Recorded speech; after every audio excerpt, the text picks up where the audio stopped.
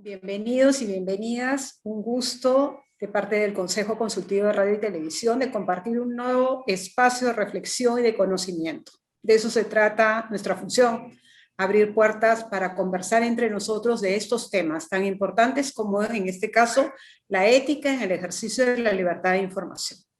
Una bienvenida muy especial de parte de la presidenta del Concord TV, Patricia Sánchez, que ha tenido problemas técnicos y no pudo, por más que está presente, poder dar la bienvenida. Y bueno, hoy día tenemos invitados de lujo, tenemos un invitado internacional, un gran amigo, un gran profesional, como es Salvador Alicius. Lo presento, su currículum es enorme, pero voy a hacerlo breve. Él es licenciado en Ciencias Económicas, de Sociología, licenciado en Ciencias de la Información, doctor en Periodismo por la Universidad Pompeu Fabra de Barcelona. Ha sido profesor en Teoría de Comunicación en la Universidad Autónoma de Barcelona y profesor titular de Teoría y Técnicas de Periodismo Audiovisual en la Universidad Pompeu Fabra de Barcelona. Luego fue decano de los estudios de periodismo. En el campo del periodismo ha trabajado en la prensa escrita y también en la radio y la televisión. Ha sido parte del equipo fundador de Televisión 13, la televisión pública de Cataluña. Además ha sido decano del Colegio de Periodistas de Cataluña. Y su tesis doctoral justo es titulada Ética y Televisión Informativa, análisis comparativa de los códigos deontológicos de 9 cadenas de interés mundial. En los últimos años ha ejercido, a propuesta del Parlamento de Cataluña, como vicepresidente del Consejo del Audiovisual de Cataluña, el órgano regulador de medios audiovisuales de Cataluña.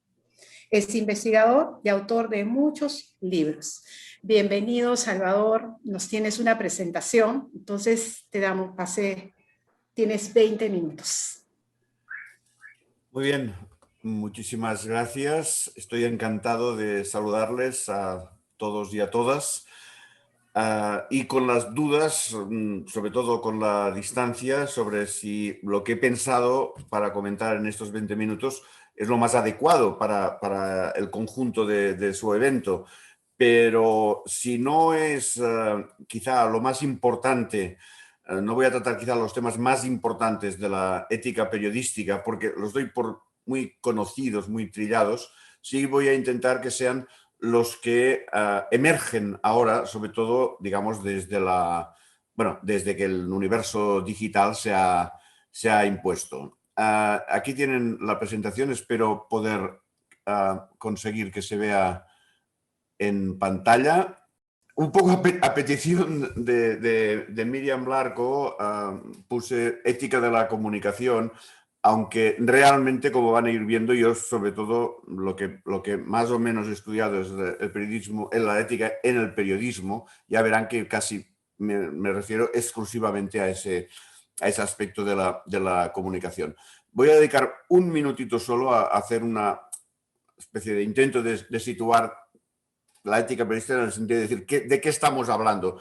A mí cuando me aprietan mucho y me dicen, no, pero esto de la ética suena a moralina, incluso a veces un poco anticuada, acostumbro a contestar, yo no tengo ningún problema en sustituir la palabra ética periodística por calidad periodística o calidad informativa. Para mí, ética y calidad es un binomio, digamos, inseparable. Lo más importante es en qué nos basamos cuando hablamos de ética. Por eso veo difícil, a menos a mí se me hace difícil fundamentar la ética de la publicidad o de la propaganda política o del entretenimiento y en cambio no tanto la periodística, porque creo que tenemos en la Declaración Universal de Derechos Humanos un buen agarradero para fundamentar la ética cuando se habla de la información completa y veraz como un derecho del ciudadano. Por lo tanto, no estamos hablando de una titularidad de la ética para los periodistas o para los medios o para los propietarios de los medios, sino el titular de la ética periodística es el ciudadano. No me voy a entretener ahora en otros aspectos, como por ejemplo la relación entre ética y derecho, a quien concierne, que eso ya digamos, va un poco de la mano de lo que acababa de comentar, pero sí, por ejemplo, en cómo se concreta, ¿no? Hay toda una serie de ítems que yo los tengo recogidos en un thesaurus de la ética periodística que tiene muchísimos aspectos, pero que es una especie como de árbol, ¿no? Donde hay 4 ramas principales, que son el principio de veracidad, el principio de justicia, el principio de libertad y el principio de responsabilidad. Se lo muestro un momento solo para que vean el aspecto que tiene. ¿Se está viendo ahora sí, aquí a la izquierda? Bueno, pues estos principios dan lugar a toda una serie de ramas, ¿no?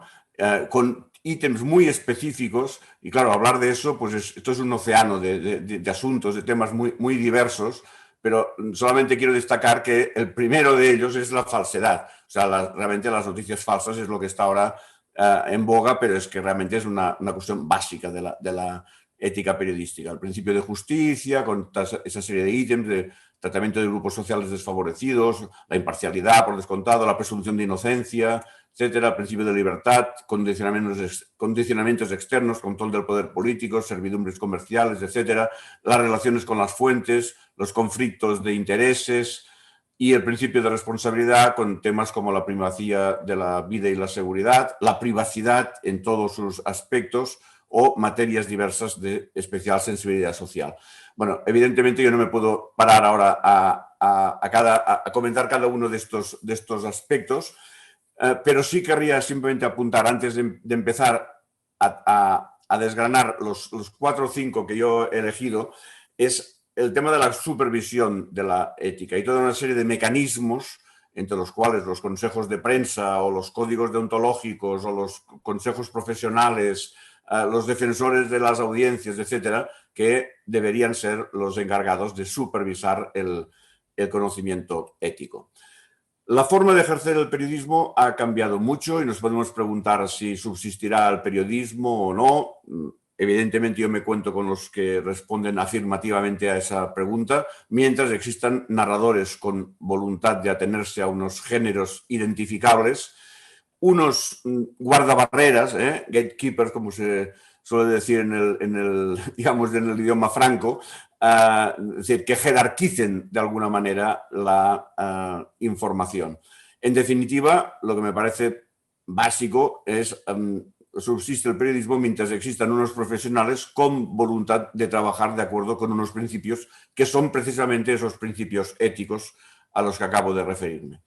Entonces, me gusta siempre también subrayar que la ética es un territorio de dudas. Ya han visto que me saltaba la referencia a las relaciones que existen entre el derecho y la ética. El derecho es relativamente un mundo de certezas o de supuestas certezas o de certezas aunque sean provisionales, mientras que la ética realmente es un gran territorio de dudas que nos producen además a todos, a los profesionales que están en los medios, pero también a aquellos que forman parte de los organismos que han de monitorizar la ética, momentos de gran perplejidad. Entonces, las 6 cuestiones que yo he elegido para comentar, que tendré que ir a 2 minutos por tema, son las que creo que emergen sobre todo a partir de la digitalización, es decir, a partir de que se pone en boga, digamos, el trabajo con tecnologías digitales, pero sobre todo, digamos, con formas de esparcir la información que tienen base digital, o sea, el mundo de Internet. La primera de ellas es la responsabilidad editorial. Es decir, dentro de la selva que es Internet, los usuarios deben poder identificar qué es aquello que está hecho con ánimo periodístico y, por lo tanto, con voluntad de conseguir la credibilidad que otorga la profesionalidad. Entonces, creo que se debería poner énfasis en que las normas éticas, la doctrina que nosotros convengamos en considerar que es la base de la deontología periodística, debería ser asumida por las páginas web que sean versión electrónica de publicaciones preexistentes en otros soportes, por descontado. O sea, si un periódico de dimensión nacional pues tiene su página web, su versión digital, evidentemente también ahí tiene que aplicar los principios éticos. También por páginas web que han nacido en la red y que tienen una cabecera y unos contenidos que las hacen ser percibidas como publicaciones informativas por parte del público. Cuando hablo de publicaciones me refiero tanto a prensa como a radio, televisión, etcétera. También aquellas personas que vierten información online de forma individual y que pueden ser reconocidas como profesionales del periodismo, o bien periodistas que mantienen blogs personales o participan en redes sociales desde un rol claramente profesional. En cuanto al rigor informativo, evidentemente estamos hablando de un ítem básico de la ética de toda la vida, pero me parece especialmente, o sea, que hay algunos aspectos que encontraríamos en aquel tesauro que les he mostrado en medio minuto, dos ítems que me parecen que son especialmente delicados en el mundo de Internet, que es la distinción entre información y opinión, que es uno de los principios que aparecen en todos los códigos éticos o libros de estilo, etcétera, en todo el mundo, y también la distinción entre publicidad e información, o en general entre información y todos los géneros, digamos, híbridos, que podrían incluir también el entretenimiento, etcétera, etcétera, pero muy especialmente la distinción entre publicidad e información. Un aspecto en el que yo tengo una especial manía es el de, aunque parezca menor, es que las informaciones deberían ir fechadas y deberían contener las referencias adecuadas para mantener contextualizados los datos, porque muchas veces el peligro en Internet es que se vierten cosas sin esas referencias y acaban, digamos, de alguna manera contraviniendo algunos principios simplemente porque falta este detalle formal. Y en cualquier caso es evidente que la inmediatez a que nos somete el trabajo en Internet no es excusa para obviar los principios deontológicos como el recurso a fuentes fiables, contrastación de datos, etcétera, etcétera. O bien el principio o la norma de no difundir rumores como si fueran noticias. Un tercer aspecto es el de la participación y la supervisión activa. En muy diversas modalidades, el mundo digital permite, digamos, ese ideal, o sea, que nos vayamos acercando a esta especie como de utopía, que es la participación de los lectores, de los oyentes de radio, de los telespectadores, etcétera, etcétera. Y eso genera unos nuevos problemas. Observarán que cuando hablaba de la responsabilidad editorial, yo no incluía aquí a todos los ciudadanos, porque no todos tienen por qué convertirse en periodistas en el sentido de asumir los principios éticos. Pero sí que el medio, cualquiera que sea, o la web, etcétera, debe preocuparse de la supervisión de esas, digamos, actuaciones espontáneas por parte de los ciudadanos.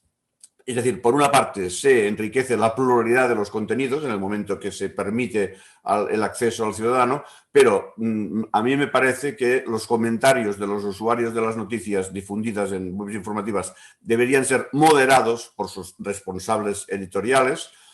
Y una forma de concretar esto es que las aportaciones de los internautas no puedan ser anónimas, o como mínimo que haya un registro previo de los usuarios que permita en un momento determinado reconocer a quién es el autor de cualquier, no sé, pongamos mensaje que difunda el discurso del odio, cosa que está actualmente muy presente en muchas redes sociales, por ejemplo.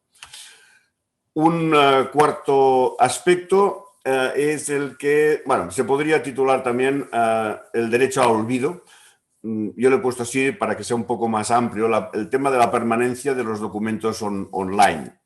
Aparte de que muchas veces, como he dicho, no van fechados, hay muchos documentos escritos o audiovisuales que quedan en la red y entonces muchas veces nos encontramos con el clásico, o sea, el gran elemento de duda siempre, como decía, la ética es el territorio de las dudas, es que siempre nos encontramos con una balanza. O sea, cualquier asunto ético se puede definir en términos de una balanza. En uno de los platos está ese derecho, aquí lo ven a ustedes a la derecha, el derecho a contar con una información completa, el derecho del ciudadano, de la sociedad a contar con una información completa, y en el otro plato de la balanza está cualquier otro derecho que pueda ser conculcado. Que pueden ser, bueno, antes hablaba de algunos de ellos, el derecho a la vida, a la seguridad, etcétera, y de una manera muy especial el derecho a la intimidad, a la propia imagen. con el tema de la permanencia, podríamos decir, eterna de los documentos en la red, se puede, o sea, en realidad se crea una casuística. Yo me he encontrado incluso con casos muy interesantes que afectaban a los estudiantes de periodismo, que hacían reportajes y luego los metían en cualquier parte y luego salía alguien que decía, oiga, que me han puesto en la red y sí, claro, yo contesté a los estudiantes y tal, pero hace un año y ahora yo tengo otro trabajo, tal, no me interesa aparecer en aquellas condiciones, hagan el favor de retirar, pero bueno, eso ya está en la red y es muy complicado eliminarlo por completo, ¿no? Entonces, este es un tema que han estado estudiando los consejos de prensa, como mínimo los que yo conozco más en Europa, y que es muy difícil encontrar soluciones digamos, buenas para todos, porque por una parte es evidente que la retirada de ciertos documentos de la red de alguna manera es un atentado a esa especie como de archivo universal en que se ha convertido Internet,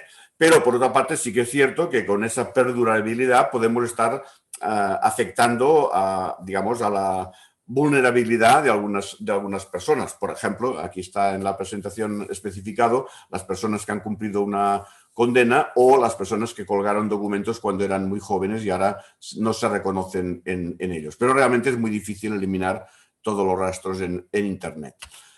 Un quinto aspecto, que es un clásico de la ética periodística, que es el plagio, pero que en Internet podríamos decir, se complica bastante más en la medida que es muy sencillo, hay muchas facilidades para hacer el clásico copiar y pegar que brindan los productos digitales, tanto si hablamos de texto como si hablamos de cortes de voz o de insertos de vídeo, ¿no? Entonces, esa inmediatez, esa especie como de ritmo trepidante con el que se trabaja ahora en las redacciones o sea, crea muchas tentaciones. Decir, bueno, pues nada, nos llevamos ese fragmento de voz de tal emisora y ni se van a dar cuenta, porque tal. Bueno, en cualquier caso, estaríamos hablando de plagio. Hay que ver hasta dónde se puede y hasta dónde no. Yo tengo, no sé si me salta. No, tenía, me parece, una pequeña lista de casuística del plagio, pero para ser más ágil me lo voy a saltar. O sea formas actuales de ejercer el plagio y que muchas veces pasan desapercibidas. Y por último, el tema de la inteligencia artificial. Y esta presentación la he, digamos, reaprovechado de una conferencia que di hace un par o tres de años, y este elemento no estaba. Este elemento lo he añadido ahora para esta presentación de hoy, porque resulta que de repente ha empezado a emerger una preocupación muy fuerte entre los consejos de prensa, o en las propias redacciones. Empieza a haber, no es que haya mucha casuística todavía, pero empieza a haber gente que se plantea esta cuestión de hasta dónde puede llegar, digamos, las objeciones éticas que provoquen los nuevos usos de la inteligencia artificial en el periodismo. Aspectos más relevantes en ese sentido, dentro de este ítem. Por una parte, la automatización en la confección de noticias. Esto ya lo tenemos, digamos, en las redacciones en marcha, en muchos casos, sobre todo en agencias informativas, pero también en algunos medios concretos con sus cabeceras, etcétera. Y realmente, claro, podríamos decir, la no intervención humana o la aparente no intervención humana, bueno, pues puede provocar auténticos conflictos muchas veces. Está, por otra parte, ya ese sí más comentado, uso y abuso de los algoritmos. En el aspecto que es más conocido, que es en las recomendaciones de productos, eso se da mucho, sobre todo en el campo del entretenimiento, de la ficción, bueno, las clásicas recomendaciones que nos hace Netflix o cualquier otra plataforma de vídeos que nos van, digamos, encapsulando progresivamente en una esfera, en una burbuja, ¿no? que puede ser ideológica o cultural, eso ha ocurrido siempre, ¿no? Que hemos tendido a consumir aquellos productos que más satisfacciones nos creaban o nos proporcionaban respecto a aquello que ya pensamos, a nuestras convicciones, etcétera, etcétera. Y nos cuesta salirnos, digamos, abrirnos a otros medios para tratar de explorar nuevas formas de entender el mundo. Pero eso, digamos, los algoritmos nos lo están proporcionando de una manera cada vez más acelerada y tiene, creo yo, grandes, o sea, provoca o plantea grandes problemas de carácter ético, podríamos decir, a gran escala, ¿no? Y luego, en el campo ya más claro del periodismo, el correspondiente problema a ese que acabo de enumerar en cuanto al mundo del entretenimiento sería el de la clasificación de paquetes informativos. Es decir, bueno, a este señor o a esta señora le interesa, no sé, ese aspecto informativo, el deporte o la economía, etcétera. Bueno, pues vamos a proporcionarle solo esto. Pero no solamente temáticamente, sino que, bueno, le interesan solo las noticias políticas que hablan de tal personaje o que promueven o que se refieren a tal, no sé, ideología o a tales conductas políticas, etc. Vamos a darle solo de esto. Claro, con los peligros que tiene ese uso de los algoritmos de encapsular y hacer perder perspectivas más plurales. Y más a largo plazo, no sé en qué momento puede llegar eso, pero va acercándose dentro todavía del campo de la inteligencia artificial el llamado periodismo inmersivo, que nos conectaría con otros ítems del tesauro, que es la espectacularización o los riesgos de que se teatralice de alguna manera aquello que convenimos en llamar realidad y a la que el periodismo pretende acercarse, aunque ya sabemos que la objetividad perfecta no existe, etcétera, pero bueno, es misión del periodismo que quiere ser veraz, acercarse lo máximo posible a aquello que convenimos en llamar realidad y, claro, con el periodismo inmersivo, muchas veces eso, convertido casi en una especie de videojuego, los riesgos de la teatralización y de la espectacularización son evidentes. Y bueno, estos eran los 6 temas que me ha parecido que valía la pena destacar. Insisto en lo que he dicho al comienzo, no porque los considere los más importantes o los más preocupantes, porque yo pondría delante de todos, por ejemplo, o sin ir más lejos, el de las falsas noticias directamente, o sea, la falsedad pura y dura, pero bueno, me ha parecido que podía interesarles más eso, que nos avanzáramos un poco y que, bueno, y subrayar especialmente todo aquello que ahora son nuevos riesgos, no novísimos, porque algunos ya hace varios años que los estamos arrastrando, algunos más nuevos que otros, pero digamos que forman parte de esa gran novedad que todos hemos estado viviendo, que es el de la entrada en el mundo de Internet.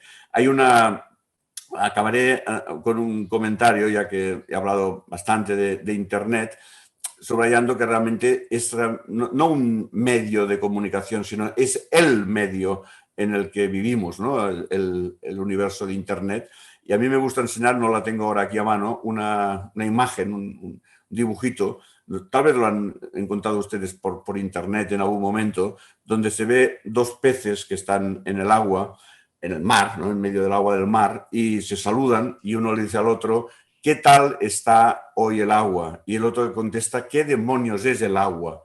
¿No? Porque realmente llegan a perder conciencia del medio en el que se encuentran cuando no han vivido otra cosa. Internet cada vez es más nuestro océano, donde estamos, y por tanto tenemos el peligro de perder conciencia de que estamos sumergidos en este océano. Y con esto acabo de momento y probablemente me brindo a continuar charlando cuando llegue la hora del coloquio.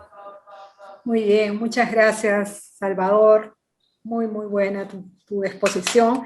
Y bueno, aprovecho también para darles la bienvenida a representantes de todo el país, cosa que nos llena de un honor tenerlos acá presentes. Hay un link para que se inscriban. ¿Por qué es importante la inscripción? Porque les podemos seguir mandando mucha información sobre estos temas, infografías, estudios que realizamos e invitaciones a nuevos conversatorios. Entonces les pido, por favor, que si se pueden inscribir, está en el chat. Y por favor comiencen a preguntar también a través del chat, porque va a haber una rueda de preguntas. Ahora vamos a pasar a hablar con los dos panelistas que van a reflexionar también sobre el tema de la ética en la comunicación. Y durante su exposición les pido que pregunten, porque luego ellos mismos con Salvador también van a dialogar sobre esta situación. Bueno, entonces voy a presentar a Carola Lara. Ella es doctora en ciencias en la especialidad de comunicación y desarrollo de la Universidad Nacional San Agustín. Es magíster en ciencias convención en comunicación de la Universidad Nacional San Agustín. Ella ha sido expresidenta del Tribunal de Honor del Consejo Nacional de Decanos del Colegio Profesional del Perú, ex primera vicedecana nacional del Colegio de Periodistas del Perú, ex decana del Colegio de Periodistas del Perú y es docente de la Escuela de Ciencias de la Comunicación, especialidad de periodismo en la Universidad Nacional de San Agustín, quien para nosotros es un gusto tenerlo con nosotros. Bienvenida, Carola. Mucho gusto estar el día de hoy con todos ustedes. Felicitar a Concord TV a través de Miriam Larco por estos eventos que nos permiten tener un espacio de reflexión e incrementar nuestros conocimientos. Muy bien. Justo estuve atenta a la exposición del doctor Salvador Alcius, quien ha enfocado el tema desde la realidad, desde los nuevos retos de la ética de la comunicación en Internet, que es bueno que de alguna manera se inicie con esa pregunta, la ética en el territorio de las dudas, ¿no? ¿Qué es lo que es correcto y qué es lo que no está bien? Esa es una percepción que vamos a tener cada uno de nosotros, especialmente desde el ámbito de la comunicación. Yo quisiera reflexionar sobre lo que dijo el doctor Salvador sobre la forma que el periodismo ha cambiado. Es verdad, creo que en este contexto de emergencia sanitaria a través del COVID-19 en el mundo, hemos percibido el cambio en el periodismo, ¿no? Inmediatamente hemos visto que la especialización de los periodistas es importante. Ya el periodista tradicional no puede manejar determinados contenidos si es que no tiene una especialización. Esa es una de las miradas que le damos a esta era en Internet. De otro lado, también ver esa agilidad del cambio tecnológico. Los medios de comunicación se han modernizado. Pero también debemos ver de un lado muy importante a la ciudadanía, ¿no?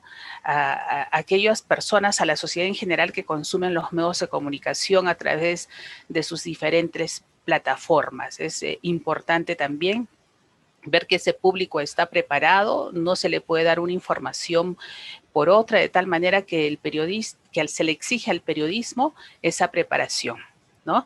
Esas informaciones falsas que hemos visto muchas veces a través de los medios de comunicación inmediatamente son aclaradas por muchos actores sociales, especialmente los comunicadores.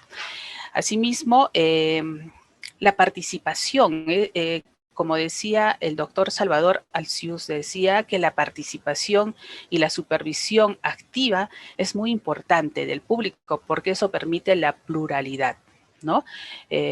Muy bien. A mí también se me ha indicado de que hablemos un poquito del concepto de lo que es la libertad de prensa.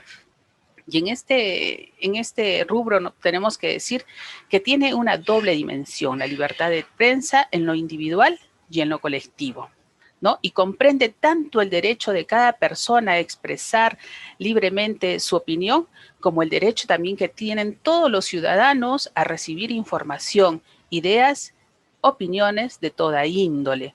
Por lo tanto, cuando hablamos de libertad de expresión y de prensa, inmediatamente decimos que estamos amparados por la Constitución. porque se establece como un derecho a la libertad de emitir opinión y de poder informar sin censura previa, en cualquier forma y por cualquier medio. No obstante, las personas deben responder de los delitos y abusos que cometen en el ejercicio de estas libertades, ¿no? De acuerdo a las normatividades. De tal manera que es un derecho que los tenemos todos, pero hay que saberlos administrar y manejar con mucha responsabilidad, desde el ámbito comunicacional, a través de los medios de comunicación, como ciudadanos también, ¿no? Una pregunta que nos hacía Concord TV para este evento es: ¿cómo se viene ejerciendo los medios de comunicación en el Perú? ¿Cómo los vemos? ¿Cómo los apreciamos? Y entonces, en este ámbito, yo me permití hacer un pequeño piloto para preguntar a algunos comunicadores y ciudadanos que están en este rubro. Y en forma general, una de las opiniones en que coinciden cómo se ven los medios de comunicación es que ven los medios de comunicación muy destructivos, confrontacionales, polarizados, desde la denuncia siempre en el aspecto informativo y en el aspecto de educación y entretenimiento se ven muy farandulizados, producen mucho escándalo, promueven el morbo, dan cobertura excesiva a las peleas a través de los reality shows, ¿no? Donde se destaca la infidelidad, las peleas. Entonces, en suma, vemos que el comportamiento de los medios de comunicación van sumando a una crisis de valores, ¿no? Donde lo negativo está de moda, ¿no? Y eso de alguna manera nos debe permitir reflexionar sobre la importancia, el rol que cumplen los medios de comunicación en una sociedad. También se ven muy centralistas, y de alguna manera eso hemos visto el resultado en las elecciones que han pasado recientemente en nuestro país, ¿no? Y entonces, de esa forma realmente no podríamos decir que los medios de comunicación están cumpliendo con ese rol de educar, de informar de una manera objetiva, de entretener de una manera responsable. Los medios de comunicación creo que podríamos proponer, no sé si en este momento o en la siguiente pregunta, nosotros quisiéramos proponer que los medios de comunicación sean como líderes, como generadores de opinión, de alguna manera que hagan una enmienda pública y decir que me equivoqué y corregir y proponer, ¿no? No siempre todo es correcto. Es bueno reconocer los errores que tenemos, no solamente en el ámbito personal, sino también en el ámbito laboral y en este campo comunicacional. La ciudadanía merece respeto. Debemos manejar los contenidos de una manera muy responsable, como muy bien lo decía el doctor Salvador Alcius al momento de su exposición. Responsabilidad es hablar con verdad. Es cruzar la información en el momento debido a través de las fuentes, no sesgarnos, ¿no? No parcializarnos, porque si bien los medios de comunicación en un gran porcentaje son empresas periodísticas privadas y tienen sus intereses empresariales, ¿no? Económicos y políticos, pero también es bueno que reflexionen sobre la responsabilidad que tienen ante la sociedad primero. Poder educar con la verdad. Esa es una de las formas que podemos darle de mirada a este campo importante de la comunicación a través del periodismo. Gracias. Muchas gracias, Carola. Gracias por tus reflexiones. Ahora, el siguiente panelista, lo presento, él es Claudio Zavala Yanela, es comunicador social, bachiller en Ciencias de la Comunicación, licenciado en Ciencias de la Comunicación por la Universidad de Lima, docente universitario en la Pontificia Universidad Católica del Perú, es consejero del Concord TV, y tiene una amplia experiencia en formación de comunicadores en temas de comunicación, ética y responsabilidad social de los medios. Bienvenido, Claudio. Gracias, Miriam, y gracias al Concord TV. Creo que que hay que celebrar esta iniciativa ¿no? Como muchas de las que tiene Concord TV, creo que es absolutamente pertinente al hablar de estos temas, encontrarnos para hablar de estos temas en un momento de una polarización política muy grande, pero también de una terrible crisis sanitaria, ¿no? El día de ayer, nada más, ¿no? Hemos tenido más de 400 compatriotas muertos, ¿no? Según cifras oficiales, ¿no? Es decir, que si seguimos las cifras reales, podríamos duplicar o hasta triplicar ese número, ¿no? Me parece que este contexto en el que estamos ubicados, ¿no? Hace imperativo eh, pensar en cómo salir de este individualismo voraz en el que estamos, ¿no? Pensar en el yo, ¿no? Permanentemente, para construir el nosotros, ¿no? Y a mí me parece que la viabilidad, nuestra viabilidad como país, ¿no? Y nuestra propia supervivencia la tenemos que lograr juntos, ¿no? Y esta idea quiero transversalizarla a lo largo de mi presentación o de mis comentarios, ¿no? Saludando a Salvador. Creo que estás llegando, Salvador, en un momento muy particular del Perú. Me alegra que aportes estos comentarios. Yo quisiera retomar dos ideas de las que tú has planteado que me parece resuenan bien eh, a- para este espacio de discusión. Me gusta mucho cuando dices que la ética es un territorio de dudas, ¿no? Em, Creo que así como Carola, ¿no? Compartimos este terreno, situarnos en la invitación a la que nos propone esta frase, ¿no? Entender a la ética como un territorio de dudas, ¿no?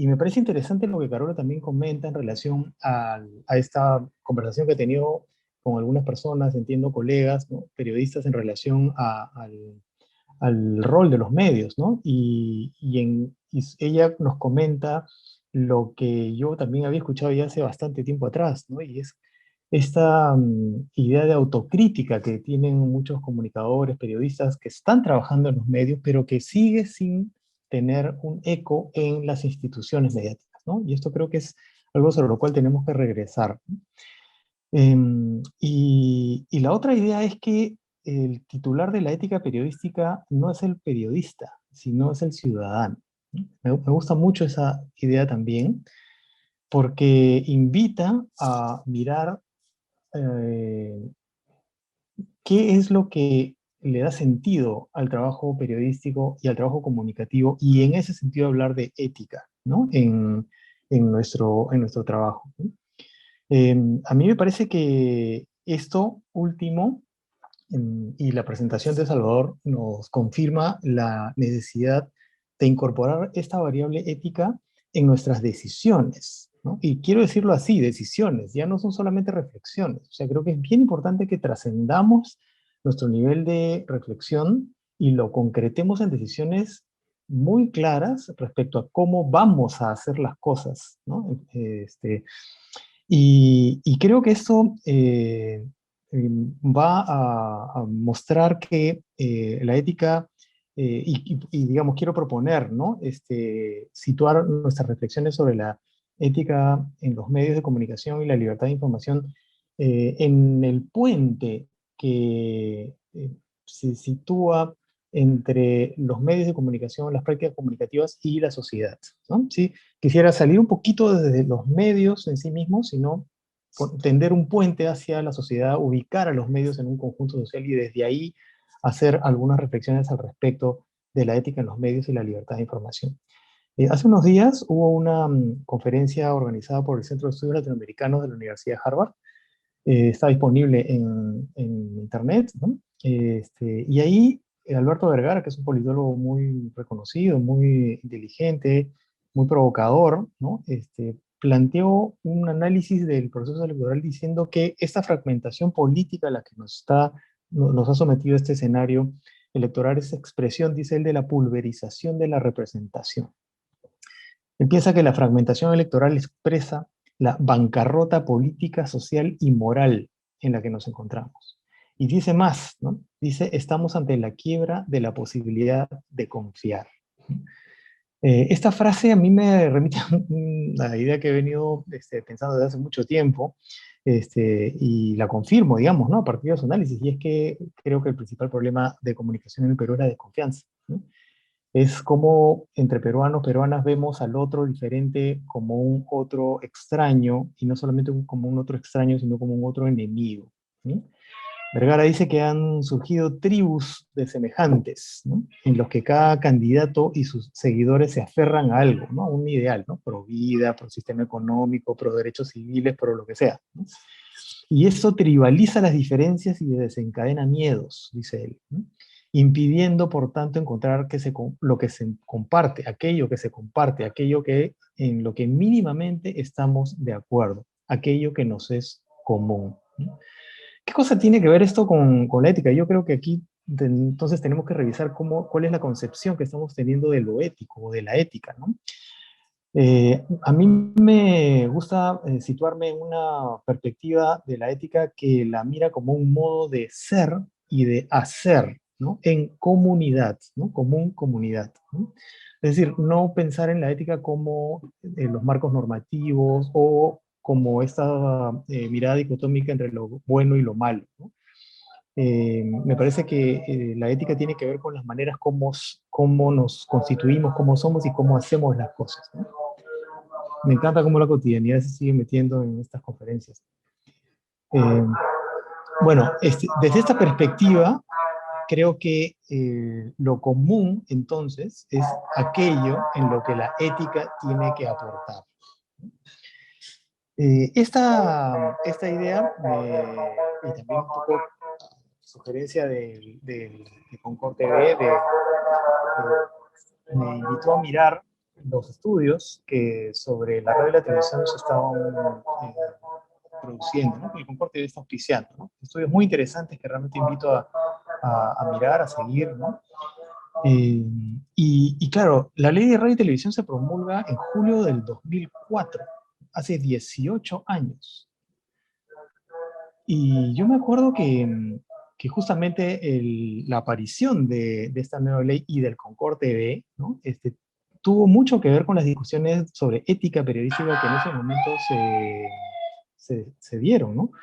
Recuerdo además que la Veeduría Ciudadana de la Comunicación Social, en los primeros años en los que el Concord TV se iba instalando, se acompañó a varios medios de comunicación en varias regiones para justamente entrar en procesos de diálogo para generar los códigos de ética, ¿no? Digamos, la nueva ley proponía que los medios de comunicación, al momento de solicitar su licencia, presenten sus códigos de ética, ¿no?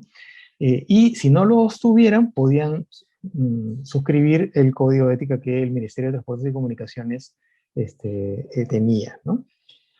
Bueno, si miramos la investigación de radio y televisión en cifras al 2020, o sea, ahorita, ¿no? Ahí hay estadísticas interesantes en relación a la cantidad de medios de comunicación que presentaron códigos de ética al momento de tramitar la autorización, ¿no? Ante la Dirección General de Autorizaciones de Telecomunicaciones del Ministerio. ¿Cuántos medios de comunicación presentaron código de ética propios? En radio, 14%, y en televisión, 9%. 86% de radios no la presentaron, es decir, se acogieron al del ministerio, y 91% de televisoras no se acogieron, no presentaron una propia, sino que se acogieron al del ministerio. Bueno, porcentajes similares pasan en años anteriores, ¿no? Entonces, ¿qué es lo que está pasando? ¿Por qué no interesa la ética periodística? Está en la ley, ¿no? ¿Por qué no hay este acercamiento, ¿no? Entonces, claro, yo he encontrado un argumento recurrente, ¿no? En el acompañamiento que hemos hecho a los medios en la época aquella, en el que la prioridad de la discusión ética pasaba a segundo orden por los problemas de sostenibilidad financiera, ¿no? Entonces, si el medio de comunicación no tiene cómo vivir, ¿no? Entonces el código de ética no es prioridad, ¿no? Pero esto esconde una mirada empresarial que no es que no deba existir, ¿no? Pero sí creo que debe matizarse porque correspondería con un tipo de empresa más bien tradicional, ¿no? Creo que estaríamos de acuerdo en decir que no es comparable producir un chocolate, un par de zapatos, un florero, ¿no? Que producir una noticia o un programa de entretenimiento, ¿no? Digamos, los medios de comunicación trabajan con una materia prima muy particular, ¿no? Que es el universo simbólico, ¿no? De las personas, la cultura, ¿no? A partir de lo cual generan productos culturales. Entonces, su nivel de influencia, el nivel de influencia de los medios, y hablo de influencia y no de determinación, porque yo no creo que las personas hacen exactamente lo que los medios dicen, ¿no? Sino que matizan, ¿no? Lo que reciben de los medios con su propia experiencia, pero ese nivel de influencia en las percepciones, en las valoraciones, en las creencias y en las eventuales decisiones de las personas es importante. Y esto es clave de tener en cuenta, ¿no? Los medios de comunicación creo que no operan en un mercado comercial como un mall o como una feria, ¿no? Operan en la esfera pública, operan en aquello que es de interés común, ¿no?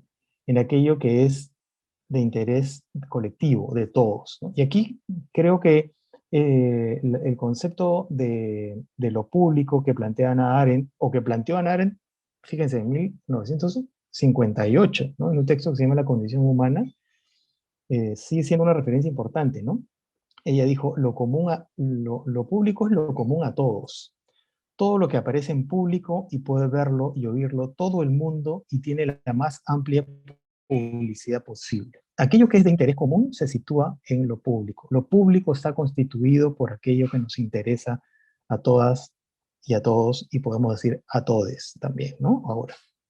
Entonces, producir productos culturales para colocarlos en la esfera pública no es lo mismo que producir un pantalón y exhibirlo en una vitrina, ¿no? Es otra lógica esta, ¿no? Y yo creo que este es un punto en el que hay que entrar a discutir con las lógicas empresariales que persisten en los medios, ¿no? Entonces, creo que hay que entender que los medios de comunicación no tienen clientes, entonces, ¿no? No tienen clientes, sino que tienen ciudadanos y ciudadanas que consumen bienes o productos culturales, que son aquellos que ellos producen. Y por lo tanto, la calidad, ¿no?, que tengan estos productos culturales, hay que mirarlos en función del aporte que hagan a la calidad del desempeño ciudadano, ¿no? Entonces, a mí me parece que la comunicación puede, y es más, no solo puede, sino que debe aportar al bien común, ¿no? En este momento, me parece que, siguiendo las reflexiones de Vergara, siguiendo las preocupaciones que ahora mismo todas y todos tenemos, es bien importante que la comunicación contribuya a trazar puentes, ¿no?, para encontrarnos, para conocernos, ¿no?, para avanzar en acuerdos mínimos, ¿no?, que le den viabilidad a nuestra sociedad, ¿no? Cómo resolver las desigualdades, cómo hacer para vacunarnos pronto, ¿no?, cómo priorizar la salud y la educación. Son cosas absolutamente básicas y elementales, ¿no?, sobre las cuales nos tenemos que poner de acuerdo, ¿no? Es impresionante la dificultad que tenemos para escucharnos, ¿no? Estas tribus, ¿no?, que nos rodean y que copan nuestra mente y nuestros diálogos, ¿no? Bueno, creo que de alguna manera, compartiendo la perspectiva de Karina, en esta doble dimensión, ¿no?, la libertad de información, entonces la libertad de informar, ¿no?, de producir información no se debe explicar ni agotar en sí misma, ¿no?, que sino en la relación con un otro que resulte destinatario de esta información. A la libertad de información se corresponde el derecho a una comunicación de calidad. Y creo que desde ahí, ¿no?, hay que entender y practicar la ética en los medios de comunicación. Bueno, me quedo por aquí y luego seguimos conversando. Muchas gracias. Muchas gracias a ti, Claudio. Ciertamente, estamos ante servicios públicos, porque utiliza un derecho humano que nos pertenece a todos, como son estas grandes libertades de información, expresión, opinión. Y como bien han dicho todos los expositores, no es un bien que pertenece a los comunicadores, sino a todos nosotros. Entonces, hay dos preguntas sobre estos temas. Creo justa razón, Jimena Palacio dice, no hablemos en general de todos los medios, porque hay que reconocer que hay medios independientes, alternativos, que están haciendo realmente un trabajo dentro del marco legal, dentro de la ética. Entonces también tenemos que ver, yo diría, a veces hablar de medios en general no es bueno. Hay personas comprometidas dentro de estas empresas que están haciendo la diferencia. Y el Internet nos ha ayudado mucho a abrir información. Y también Berta Alegre dice, son los intereses comerciales que importan a estas empresas. Yo diría la mercantilización y la venta de su línea editorial. Este gran problema que hoy día se evidencia, donde la libertad de información ya no prima frente a un interés de la libertad empresarial, ¿no? Entonces tenemos la libertad empresarial que dice la libertad de información no es tan importante porque mi empresa debe tener una mejora económica. Entonces vemos a veces muchos periodistas que sin posibilidad de cambio de trabajo se ven obligados a no brindar la información, ¿no? A dramatizar en casos terribles como la violencia contra las mujeres, que son estudios que nosotros vemos como ya el tema de violencia contra las mujeres es terrible, se violenta todos los derechos humanos a estas víctimas, o contra los niños, niñas y adolescentes, que hay, por más que existe una ley que es el principio del interés superior del niño, los niños cada día son usados más en los medios de comunicación como víctimas, ¿no? Porque es la forma como llaman la atención. Entonces son algunas reflexiones y otra reflexión por ahí, entonces, ¿cómo fomentar la ética en la comunicación? ¿Cómo entender que la ética va más allá del deber ser, de las normas legales?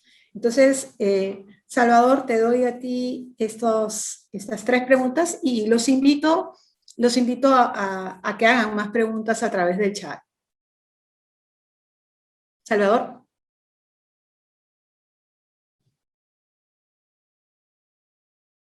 Sí, tu micrófono. Sí, sí. ¿Ahora? Listo. Sí, ahora. No sé si voy a saber responder a todos, ¿no? A todo. Yo me he quedado bastante con el tema este de la... Claro, vuestro evento está centrado sobre todo en el tema de la libertad de información, ¿no? Y antes yo decía, no me voy a referir a quizá a los aspectos más importantes, porque eso, me ceñí que me parecían más novedosos, pero ciertamente, finalmente, en lo que estamos, siempre que hablamos de ética, es un conflicto de libertades, ¿no? O de, como decía yo antes también, de tensión entre derechos.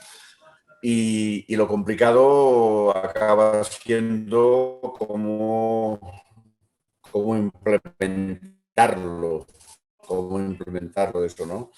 Entonces, a mí me ocurre que desde que he dejado el ejercicio diario del periodismo, porque he trabajado en diversos medios y no todos eran de aparición diaria, o sea, desde que he dejado el fragor, digamos, o de segregar esa adrenalina que se tiene en las redacciones, me he ido convirtiendo en cada vez más pesimista. O sea, a medida que lo voy viendo todo como sí mismo sobre que realmente del mundo pueden conseguir una serie de, iba a decir utopías. Cuando se habla de utopías, automáticamente parece que se está hablando de imposibles, ¿no? Pero, digamos, esa comunicación a la que me ha parecido que se refería Claudio, pues se va viendo pues muy complicada, ¿no? Ahora mismo yo no sé cómo tienen eso allí, pero aquí hay un debate. Por otra parte, me resisto a dar mensajes de pesimismo, cuando siempre he defendido el periodismo, digamos, el periodismo libre como receta fundamental de la sociedad democrática. Pero cada vez me encuentro más desprovisto de respuestas, sinceramente. No sé. No. No sé si he respondido que crees que yo puedo aportar. Tal vez No, no, va bien, va bien. Vamos con Carola a escuchar también sus comentarios y Muy luego con bien, Claudia. muchas gracias. Sí.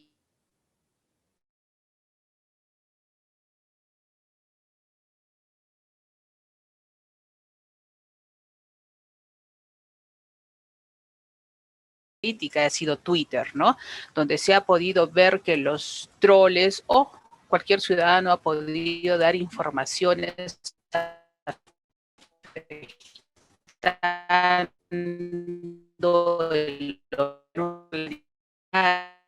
las personas, dando odio. Bueno, realmente ha sido bastante criticado. También uno de los medios que ha tomado en la sociedad es TikTok, por ejemplo, ¿no?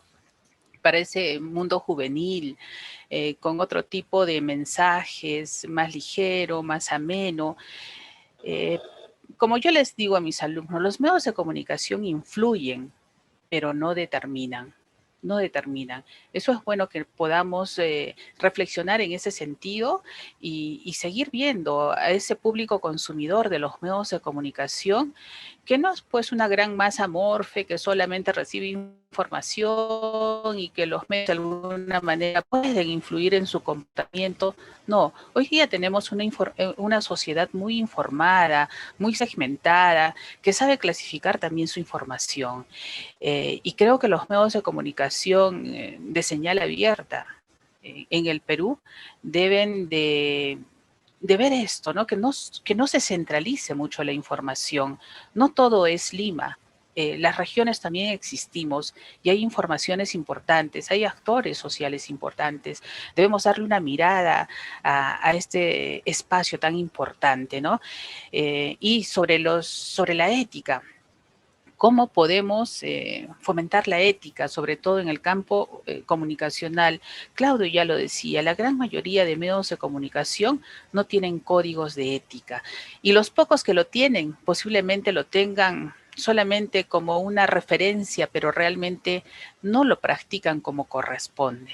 Son pocos los medios que trabajan de una manera respetuosa, comprometida, profesionalmente, y creo que en ese sentido debemos darle esa mirada, ese compromiso de los medios de comunicación a tener ese código de ética para que de alguna manera se puedan autorregular también. Y de otro lado también a practicarlo. Creo que en Perú nos hace falta una defensoría del lector, ¿no? Es importante tenerlo también para que los medios de alguna manera puedan ejercer este trabajo de una manera más respetuosa y responsable también, ¿sí? Ok, Gracias. gracias Carola. Claudio. Sí, bueno, gracias. Yo estoy en principio de acuerdo con Jimena claramente, ¿no? Hemos trabajado juntos también en este mundo de la radio educativa, ¿no? Y claramente no podemos hacer una generalización gruesa, ¿no? Hay diferentes experiencias, hay diferentes perspectivas, ¿no? En la medida de realidades, ¿no? Y de personas. Entonces, coincido con Jimena en que la generalización puede ser injusta para, no, para dar cuenta, ¿no? De un panorama comunicativo que es complejo en un escenario que ha cambiado. Pero es interesante, tal vez de pronto también entre comunicadores y comunicadores necesitaríamos tener muchos más puentes y espacios de diálogo y de encuentro, ¿no? Para conocer un poco nuestras propias experiencias. Esta pregunta de cómo incorporar la ética en los medios de comunicación creo que es interesante. Quisiera comentar un poquito por ahí, ¿no? Encuentro como dos rutas, ¿no? Y quiero retomar para esto esta frase que voy a volver a suscribir, que nos trajo Salvador, de la ética como un territorio de dudas, ¿no? A mí, las experiencias que yo he tenido muestran que asumir la aventura de responderlas es sumamente valioso, porque consolida los equipos, les permite tener un nivel de intercambio y de encuentro, ¿no? Ayuda muchísimo, ¿no? Para fortalecer los equipos de comunicación. Entonces, esa es una primera invitación, ¿no? Pero ahora, ¿qué ruta podríamos sugerir? Creo que lo primero es que hay que, y que no solamente es una cuestión importante, ¿no? O sea, la ética en los medios de comunicación es un problema, ¿no? Y esto tenemos que partir por reconocerlo. Hay que partir por reconocer que la credibilidad de la comunicación y los comunicadores en este momento está en cuestión. O sea, uno sale a la calle a preguntarle, a ver, este periodista, ¿a qué candidato apoya? Y la gente lo va a decir, como ya lo hemos hecho además con un grupo de estudiantes hace un tiempo, ¿no? En otra coyuntura electoral, ¿no? O sea, las personas tienen capacidad crítica, ¿no? Más o menos informada, en fin, ¿no? Pero tiene una postura en relación a la comunicación y el desempeño de los periodistas. Entonces yo creo que la credibilidad está en cuestión, ¿no? La credibilidad periodística en ese momento está en cuestión y hay que reconocerlo. Segundo, creo que entonces el segundo paso sería ir a buscar a la ciudadanía, ¿no? Preguntarle qué pasa, qué siente, qué necesita, qué le teme, dónde cree que podríamos estar de acuerdo peruanas y peruanos que vivimos en realidades distintas, que tenemos posturas en políticas diferentes, ¿no? Mundos culturales diversos. Es posible tener mínimos de acuerdo. Eso tendríamos que ir a preguntar, a conocer. ¿Cuál es la percepción que tienen de nuestro propio desempeño como comunicadores y periodistas? Eso es absolutamente valioso para el tercer paso, que es abrir espacios de discusión entre todas y todos los que forman parte de los medios de comunicación, ¿no? Entonces, imagínense, tomar la decisión, ¿no? Sobre y reconocer que normativos en la propia ciudadanía, ¿no? Regresar y abrir nuestros espacios de conversación sobre el sentido de la comunicación como práctica profesional. Y creo que es importante también reconocer que el trabajo periodístico comunicativo de los medios, ¿no? Supone asumir la actoría social que los medios tienen, ¿no? Con lo que implica, que es su responsabilidad educativa y política, ¿no? En el mejor sentido del término, ¿no? Los medios cumplen un rol educativo y político. Pueden no tener objetivos educativos, pero cumplen un rol educativo, ¿no? Y tienen un nivel de incidencia en la cultura política. Entonces, esto ya supone el asumir esa responsabilidad. ¿No? Y creo que todo esto será vano si es que no concreta en decisiones, ¿no? Por supuesto, cuidando la sostenibilidad financiera, pero tomando decisiones y haciendo que la ética sea viable en los medios y en la práctica comunicativa. Es muy importante que eso tiene que tener concreción, ¿no? En los presupuestos de la institución, en decisiones sobre comisiones de cobertura periodística. Línea es la de los mecanismos de regulación, ¿no? O sea, yo personalmente creo, ¿no? Que la autorregulación hay que revisarla, ¿no? O sea, esa es la aspiración, ¿no? Yo creo que hay evidencias, ¿no? Que muestran que a los medios les cuesta mucho autorregularse. Mi posición es que los anunciantes, como que efectivamente, yo no puedo dejar de reconocer los esfuerzos de la Asociación Nacional de Anunciantes, que desde hace mucho tiempo vienen discutiendo sobre estas cosas. No sé en este momento cómo están, pero han tenido un rol muy importante al respecto. Están también, yo diría, los propios dueños, ¿no? Y directivos de los medios, ¿no? Que asuman con un poco más de frontalidad esta responsabilidad de la cual estamos hablando. Incluiría las escuelas de formación de periodistas y comunicadores, ¿no? Y empoderaría a quien para mí es el más importante actor para la regulación, ¿no? En el mejor sentido del término, la ciudadanía es un actor fundamental para hacer ese contrapeso y a veces necesitamos darle elementos, ¿no? Para que asuma la defensa de los derechos a la comunicación que le asiste, ¿no? Sería súper interesante que los propios comunicadores y periodistas alienten, ¿no? Asumir estos derechos, ¿no? Pero bueno, eso pasa primero por tener todo este proceso de reflexión. Yo creo que hay rutas, ¿no? Lo importante entonces es decidir caminarlas. Eso. Miriam, Sí. ¿me permites Sí, claro. una Sí, cosita, claro. por favor? Se quería decirlo antes y se me ha escapado, pero es que además enlaza perfectamente con lo que acaba de decir Claudio cuando se refería a ese empoderamiento. Yo añadiría, empezando desde abajo. Es decir, yo desde hace unos años, como reconocí hace un momento, he ido perdiendo algo de fe en esos mecanismos de autorregulación que para mí eran algo, o sea, yo era un apóstol, ¿no?, de todos esos mecanismos y últimamente reconozco que mi fe se ha enfriado un poco, pero en cambio, por otra parte, ha crecido en mí la fe o la convicción de que es fundamental la educación mediática. Es decir, formando parte de ese empoderamiento, el hecho de ya desde o sea, empezando por las escuelas, pero también en todos los territorios de la educación no formal, educar mediáticamente la población. Aquí cuando, bueno, tantas veces, tantos debates como ha habido sobre las fake news o la desinformación, siempre se dan 3 recetas, ¿no? La primera es la legislación.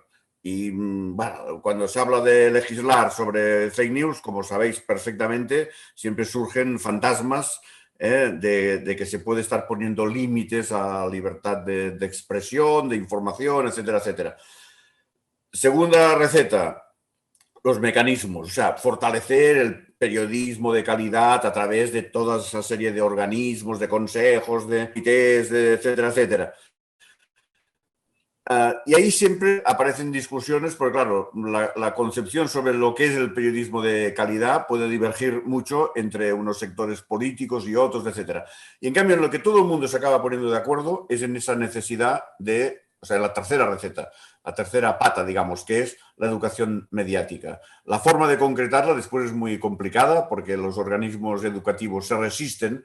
Como ya tienen mucho trabajo en poner en los horarios o en las pautas escolares tantas cosas como matemáticas, inglés y informática y no sé qué, no sé cuándo, se resisten, digamos, a introducir la educación mediática como materia. Y seguramente no tiene que ser una asignatura en la escuela, tiene que ser algo más transversal. Pero de una forma u otra hay que meter esa cuña y conseguir realmente que la educación mediática sea, digamos, el pan de cada día especialmente para los menores, pero también para los adultos. Y perdón, ¿eh? No, va muy bien, va muy bien. ¿Qué tanto la ciudadanía tiene la facilidad, el mecanismo fácil, eficiente para que la queja, para que el comunicador pueda escuchar lo que realmente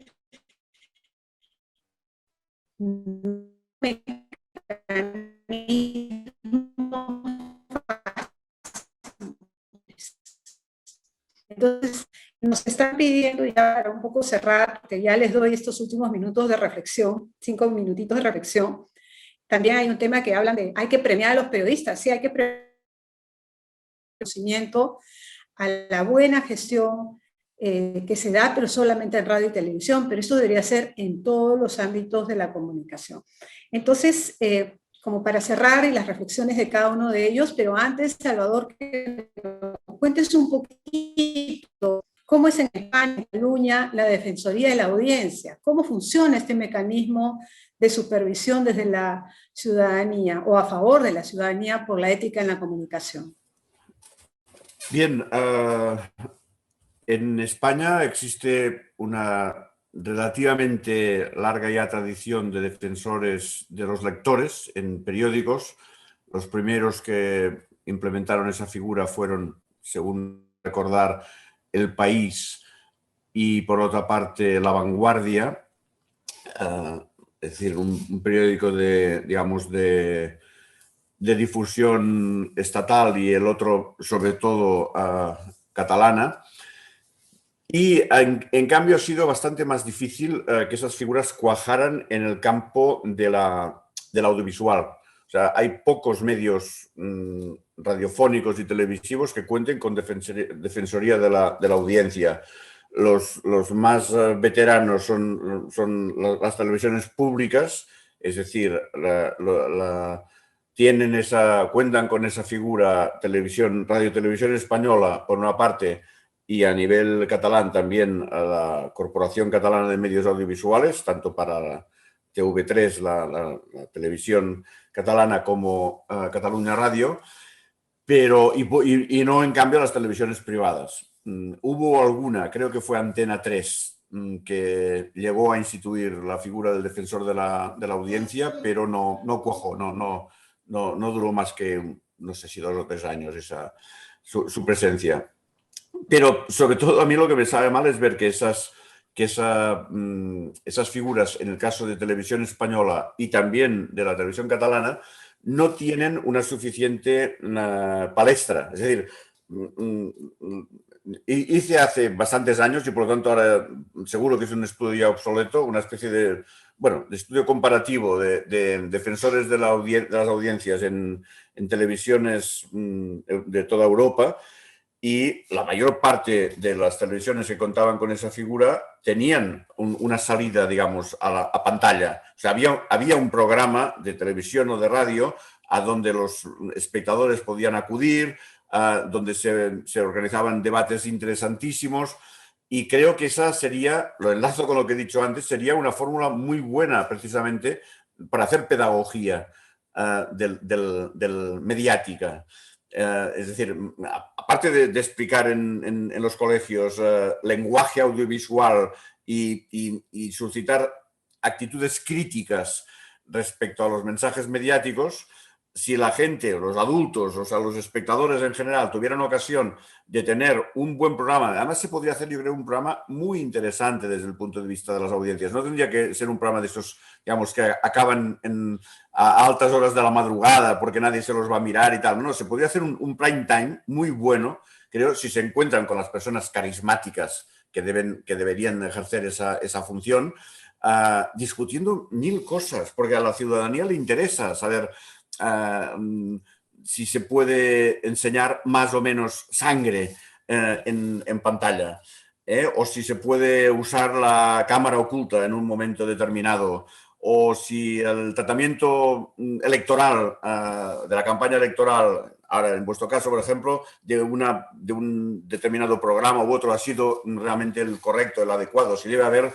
cuotas políticas o no, temas de género. O sea, hay un montón de temas que yo creo que bien tratados podrían tener un gran interés y contribuir a realimentar esa pedagogía tan necesaria. Pero insisto, o sea, aquí hay tradición de defensores en los medios, un poco para cubrir el expediente, pero no se ha explotado, yo creo, suficientemente bien esa figura. Okay, gracias. Carola. Sí, creo que es necesario realmente, ¿no?, poder reflexionar sobre ese tema, como cuál es el objetivo de este evento tan importante, para ver cómo manejan los medios de comunicación a través del periodismo, las informaciones policiales, ¿no?, del espectáculo incluido, sobre el tema de suicidios, de los menores de edad, del adulto mayor. Yo sé que Concord TV hace muchos estudios sobre el tema, pero habría que ver una estrategia de que estos resultados de los diferentes estudios que hacen por varios años, de alguna manera los medios de comunicación no solo puedan reflexionar, sino puedan corregir, puedan mejorar, porque el trabajo que realicen realmente los medios va a repercutir en bien de la sociedad. No olvidemos que los medios de comunicación tienen como misión servir a la ciudadanía y es el pilar, el ángulo fundamental de la democracia. Entonces, en ese aspecto tendríamos que hacer esta reflexión del rol que cumplen los medios y cómo podríamos coadyuvar. Tener la defensoría del ciudadano, de la electoría, es importante. Creo que debemos iniciar por algo y este es un espacio importante que de alguna manera nos va a motivar no solo reflexionar, sino también impulsar para poder tener una democracia, para poder tener una ciudadanía más informada, más empoderada, como decía Claudio en su intervención. Gracias, Carola. Claudio, tus últimas reflexiones. Sí, sí, un poco transitar por las rutas que has reseñado, Miriam. y las que también Salvador y Karina dicen, ¿no? Claro, hay trabajo en los medios, hay trabajo de regulación, digamos, más pública, hay trabajo con la ciudadanía. Lo de la educación mediática a mí me parece que es sumamente interesante, ¿no? De hecho, podríamos sostener esta práctica en los innumerables clubes de prensa que existen, por ejemplo, en los colegios, ¿no? Hay un montón de clubes de periodismo, grupos de estudiantes que hacen periodismo, ¿no? Producen periódicos murales, a veces producen algunos pequeños informativos sonoros que los pasan por parlantes en los recreos. O sea, hay una diversidad de experiencias en los colegios para hacer periodismo que puede ser el escenario perfecto para instalar esta discusión, ¿no? Es decir, esta producción, ¿no?, de contenidos que se provoca hacer con los estudiantes y las estudiantes puede ser precedida de un proceso de reflexión sobre el rol social de los medios, sobre las características de la producción informativa, etcétera, etcétera, ¿no? Y se concreta en una práctica periodística escolar que recoja todos estos principios, todas estas aspiraciones, todo este sentido ético del cual estamos hablando, ¿no? La Defensoría del Lector es una experiencia, creo que además muy importante por justamente, creo, la crisis de credibilidad que tienen muchos medios, ¿no? O sea, fíjense, sería súper interesante, lo veo muy lejos claramente, ¿no? Pero que esa sea una demanda ciudadana, ¿no? Imagínense que toda la ciudadanía alienta una corriente de opinión pidiéndole a los medios que instale defensorías del lector, del oyente, del televidente, ¿no? Para justamente velar porque su opinión, sus derechos a la comunicación se respeten en las prácticas periodísticas, ¿no? O sea, estamos hablando probablemente del año 3000, ¿no? Pero creo que no hay que sacarlo de nuestros parámetros, ¿no?, de acción, porque hay que siempre darle incentivos al optimismo, ¿no? Yo también estoy convencido de eso. Creo que es bien importante interpelar a los medios para que asuman la defensoría del lector. Y yo creo que los mecanismos de denuncia a los que Miriam se refiere tienen un pasivo, y es que la ciudadanía desconfía mucho de la aplicación de la ley, ¿no? Desconfía de la imparcialidad de los procesos, o incluso de la utilidad, ¿no?, de entrar en un proceso de esta índole, porque no lo ve. O sea, se pregunta si realmente voy a lograr algo. A lo mejor más plata y tiempo es lo que voy a perder, ¿no? Y entonces subordina esta lógica a el ejercicio de sus derechos, ¿no? Entonces es un problema realmente, ¿no? Entonces puede estar la legislación, pero necesitamos más evidencias, entonces, evidencias más públicas de que la ley y la aplicación de las normas funcionan, ¿no? Por cierto que hay que premiar a los periodistas, y yo diría a los medios también, ¿no? Si hacen un buen trabajo, que no sea solamente un reconocimiento individual, sino que sea el conjunto de los medios, ¿no? Y la discusión sobre la ética periodística puede ser también una forma de abrir espacios para reconocimiento público a los medios que efectivamente están haciendo un buen trabajo, sobre todo en las regiones, ¿no? Eso. Gracias, Claudio. Salvador. Vamos a ver, vuelvo a lo de las dudas, ¿no? Y como antes me he pasado un poco por alto lo de la relación entre ética y derecho, yo creo que está ocurriendo en diversos mundos, o sea, ámbitos en los que se mueve nuestro mundo actual, que existen muchas dudas de carácter ético o moral, y en algunos ámbitos se van resolviendo, y cuando están más claras las respuestas, o sea, yo veo la relación entre ética y derecho, el derecho como una especie de núcleo duro de un citoplasma que sería la ética, ¿no? Mucho más incluso gaseoso. Entonces, en aquellas cuestiones sobre las que la sociedad tiene unas convicciones claras, suficientes, se solidifican en ese núcleo duro que es el derecho. Y en cambio hay toda una serie de ámbitos en los que existen muy pocas convicciones, porque van apareciendo dudas constantes. Y a mí me gusta en ese sentido comparar nuestro ámbito de la comunicación con el de la biología. O sea, la bioética está plagada de cuestiones sobre las que hay todavía muy pocas respuestas morales o respuestas científicas, ¿no? Temas, no sé, por ejemplo, como la eutanasia, ¿no? Ahora finalmente aquí en España, hace pocos días, se ha votado la ley de la eutanasia. Y quien dice, pues no habla de eutanasia, habla de células madre, de reutilización de células o de cordones umbilicales, elección de sexo. O sea, hay un universo de cuestiones en el campo de la bioética sobre las que no existen todavía suficientes convicciones. Hay dudas, o sea, hay muchas dudas, ¿no? Bueno, pues bien, en el campo de la comunicación ocurre eso mismo. Estamos plagados de dudas y van apareciendo nuevas a medida que las nuevas formas de ejercicio de la comunicación se van ampliando. Entonces es como una especie de carrera sin fin, porque cuando empezamos a tener convicciones sobre una serie de cosas, decimos, bueno, pues esto tal vez se podría convertir en derecho positivo, o como mínimo en una doctrina ética muy consolidada en los códigos, etcétera.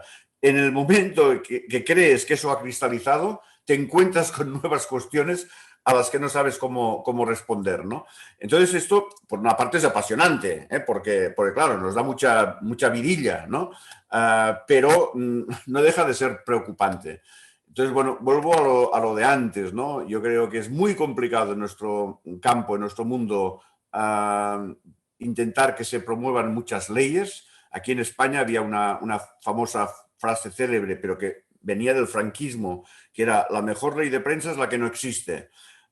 Después, curiosamente, la izquierda es la que ha estado reivindicando más que sí que existan leyes de prensa, o al menos cortapisas legales a los abusos, digamos, neoliberales, ¿no? Bueno, pues aquí hay un problema. ¿Tiene que haber leyes o no tiene que haber leyes? Yo más bien tiendo a pensar que todavía soy de los que piensan que cuantas menos mejor. Luego, todos estos mecanismos, bueno, hay quien tiene más de autorregulación, quiero decir, hay quien tiene más fe, quien tiene menos fe. Yo ya confieso, digamos, que la vida y los años me han vuelto cada vez más escéptico, pero en cambio, si yo estuviera allí y me decís que hay pocos medios con códigos, diría, no, pues que los tengan, porque esos mecanismos se convierten en lluvia fina. Yo siempre hablo de que eso de la ética periodística tiene que ser lluvia fina, que vaya empapando el territorio. No existe el código definitivo o el consejo de prensa definitivo. Son una serie de mecanismos, de sistemas que se tienen que ir complementando para ir creando ese proceso de empapar el terreno. Y ese proceso tiene que ver a su vez con el tercer elemento al que me refería antes, y no quiero hacerme pesado otra vez con eso, que es el de la educación mediática, que me parece fundamental. Bueno, muy bien. Entonces acá damos término a este evento agradeciéndoles a todos. Tenemos a representantes de todo el Perú, pero no cualquier representante, sino comunicadores comprometidos con la ética y la buena comunicación. Y les agradezco sinceramente su participación. Este video va a estar en la página web del Concord TV y me da mucha pena, han quedado muchas personas fuera, pero ya no teníamos cómo ingresar a más personas. Y bueno, muchas gracias a Salvador, a Alcius, que para nosotros ha sido muy bueno escucharte y tenerte en estos espacios. A Carola Lara, gracias Carola por tu permanente compromiso en el trabajo, por la buena comunicación. Y nuestro querido Claudio Zavala, un gran amigo, un excelente comunicador y docente. Gracias a cada uno de ustedes una vez más y bueno, bienvenidos a los próximos eventos del Concord TV. Un abrazo sincero a todos y a todas. Muchas gracias. Muchas Gracias. gracias. Un abrazo para Concord TV por estos eventos. Gracias. Gracias. Muchas gracias. Gracias. Extraordinario. Gracias. Muchas gracias. Muchas gracias. Muchas gracias, muchas gracias. Gracias. Muy buenos días, gracias a todos los expositores, muy amables. Gracias. Gracias. Felicitaciones, Esperamos más Carolita. novedades. Miriam, Esperamos un más saludo novedades. enorme. Muchas gracias. Gracias. Gracias. Esperamos más novedades y más actividades. Gracias. Gracias. Gracias. Muchas gracias, esto muy interesante. Gracias. Un gusto. Muchas gracias. Hasta la próxima. Gracias. Muchas gracias. Un saludo afectuoso desde Madre de Dios. Gracias a Uy, Concord TV y a todo el gracias. equipo. Muchas gracias. Gracias por este curso desde la ciudad de Cusco, muy importante, y esperemos que sigan considerándonos. Muchas gracias. Claro que sí, Denise. Gracias.